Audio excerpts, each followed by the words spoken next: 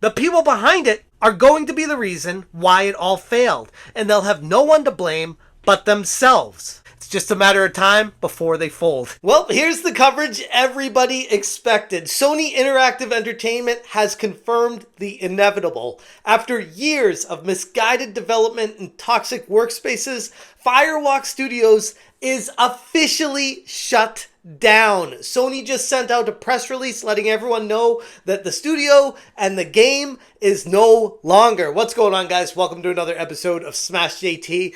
And my experience with Firewalk Studios goes back a little ways, all the way back to when somebody who worked there as a whistleblower reached out to me like 8 months ago to tell me about just how bad the environment was at Firewalk Studios and how they felt afraid that they couldn't speak up because HR might get called and then their job would be in jeopardy because they didn't want to refer to someone in the correct pronoun that they desired to be heard from, or they didn't like the direction the game was going, but you weren't allowed to go against the crowd there because otherwise you were excommunicated from what ultimately became a cult of toxic positivity. And in this video, we're going to talk a little bit about what went wrong with Concord, but mostly how this is a major win for gamers because it's proof, once again, that at the end of the day, it doesn't matter what you do at the workspace, what you care about, what ideologies you push. If your game sucks, no one's going to buy it. And the activists are getting actively pushed out.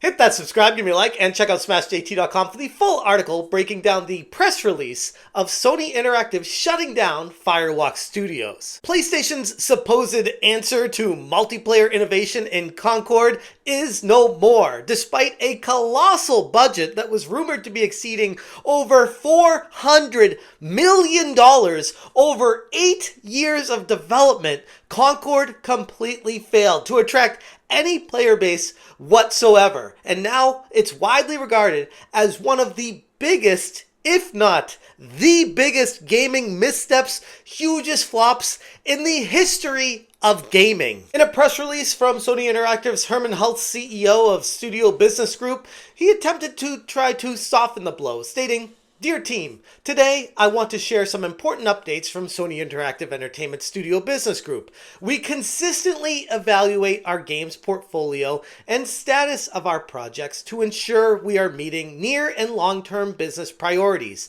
As part of our ongoing efforts to strengthen SIE's studio business, we have had to make a difficult decision relating to two of our studios, Neon Koi and Firewalk Studios." And I was on Side Scrollers earlier today, and Madam Savvy was diving into Neon Koi, which was apparently a mobile game developer, a smaller studio that said they worked on games and made games, but we couldn't find any evidence of them actually producing anything or even working on anything in the background. Just looked like a bunch of people that hung out the office and doing things other than work. But then we turn our attention to Firewalk Studios, the one people actually care about, because that was the game company behind Concord. And it goes on to say, regarding Firewalk, as announced in early September, an important update on Concord, certain aspects of Concord were exceptional, but others did not land with enough players, and as a result, we took the game offline. We have spent considerable time these past few months exploring all our options.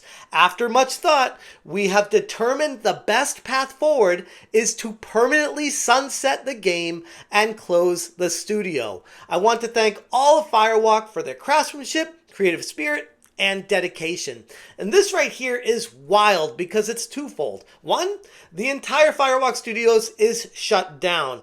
There are a lot of employees at Firewalk Studios, and I went through all the LinkedIn, I scrolled through the whole page, I talked about how this is a serious, dire situation, and what the hell are these people even doing every day? Are they driving into work and sitting at their cubicle and just waiting for some bigwig at Sony to tell them that they don't have a job anymore? Because there's literally no reason for them to even work anymore. But the little tidbit they put in here is they sunset Concord, meaning that all those updates we saw coming on Steam and that the potential of it coming back as a free-to-play game, and maybe they were reworking aspects of it, they probably figured behind the scenes that the studio themselves was not talented enough to implement what they wanted to do to get the game out in a functioning way so that they could actually make it free to play. So they just took a step back and said, God, we're just going to have to take a tax loss on this because the game can't get out in the state that it's in. And I strongly encourage you guys, if you're new to this whole Firewalk situation, to check out my backlog of Firewalk Studios behind the scenes videos that do deep dives on not just the studio itself, but the people working there and the type of ideologies they were pushing, the mentalities behind some of them, and how it was just like walking on eggshells and everything was an HR case when it came to going to work and trying to get anything done there. If you do not agree with their personal choices and their life approach, then you are the bad guy. And that kind of culture permeates the entire industry. And the person that reached out to me with this information that I have much more of wants to get rid of that, wants the industry to change for the better. And the only way that's going to happen is by shedding light on it, by bringing it out and telling people this is the problem that's going on behind the scenes in the video game industry. Right now, Firewalk Studios with Concord. Firewalk's tenure as a studio is riddled with missteps and clear indicators that their priorities were woefully out of touch with what gamers actually wanted to play. Over the years, the studio gained a reputation for its HR-driven practices, an environment that consistently emphasized ideological messaging, pronouns, and the inclusive initiatives over what actually brings players to gaming. You know, the whole compelling games that make you want to pick up a controller and play it? No, that's not important. Let's just make sure we address the people here by their preferred pronouns so we don't get anyone upset. And I discussed this in detail in my Professor video, where the internal culture at Firewalk Studios was far more about optics than anything related to outcomes. And it showed. Instead of hiring developers with a true passion for game design, they hired those with priorities that laid in activism, viewing their role not as creators of entertainment, but as enforcers of a social agenda. Like, again, I go back to this because they always go back to, I like games. I'm a developer. That's why I play games. But I think reality strikes when it's like, yeah, you might casually like games. You might understand coding, but your true passion is not gaming. And this is reality smacking people in the face, making them realize, okay, maybe I do like gaming, but maybe it's not as much as I need to. Or maybe I'm just not talented enough or creative enough or just passionate enough to make a game as special as it needs to be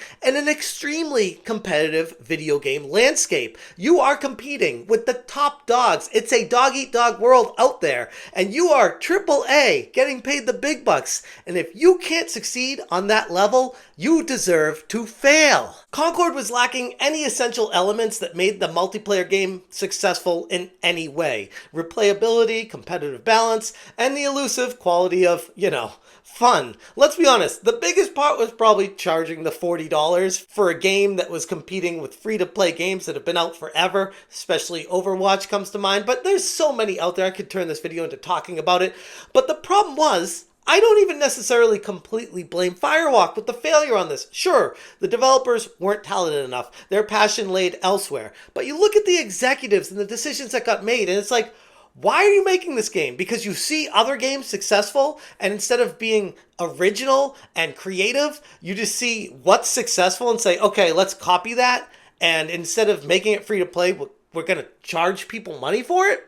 How do you think that's going to work? Firewalk's closure is ultimately a relief for PlayStation's brand overall, and for us players who feel like we deserve far better than what we got here. Twitter is celebrating right now as a major win. The team at Firewalk may have begun with good intentions, but the reality of their project and the culture that produced it revealed that the studio lost sight of its purpose long ago, assuming that they ever had it in the first place, which I would argue is extremely questionable based off my research of the people working there.